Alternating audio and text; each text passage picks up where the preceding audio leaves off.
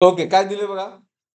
Figure shows current in part of electric circuit. Current I विचारलाय. Okay, circuit मधला this current I we have to find out. बरोबर. तर मला current law apply करायला काही close circuit नाहीये. मग असायला ए म्हणलं जंक्शन करंट लॉ अप्लाय करायला.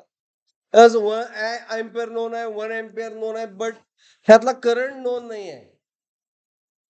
राईट. Getting anyone. मग हा करंट काय माहित नाही आपल्याला, म्हणून I go for next junction B and C. बघा, लक्ष द्या. मग सांगा, पहिल्यांदा सी जंक्शन ऍट सी म्हणतो मी पहिल्यांदा.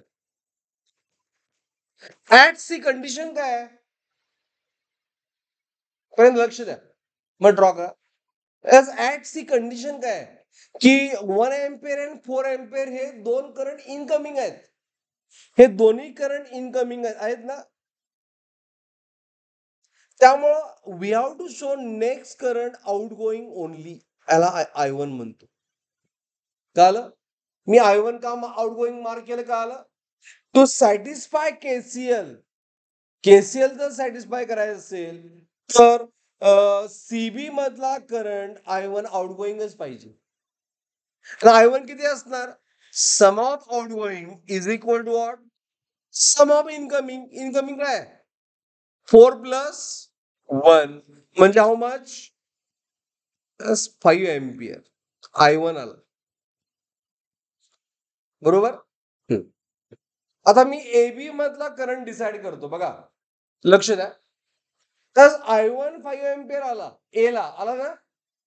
त्यातला पॉइंट आहे 5 एम्पियर तिकडे गेला एका ब्रँच मध्ये. मग दुसरा करंट काय पाहिजे.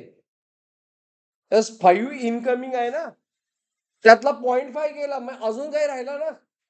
मग सॅटिस्फाय करण्यासाठी हा करंट काय पाहिजे, आउट गोईंगच पाहिजे I2. मग ते सॅटिस्फाय होणार. 5 इनकमिंग जास्त आहे. हा जर 6 असता तर काय केलं असतं आपण, plus at B I2 incoming दाखवलं असतं. 5 प्लस 1 6 झाला. काल मी काय म्हणतो ते, त्यामुळे I2 आउट गोईंगच दाखवा. आणि ऍट बी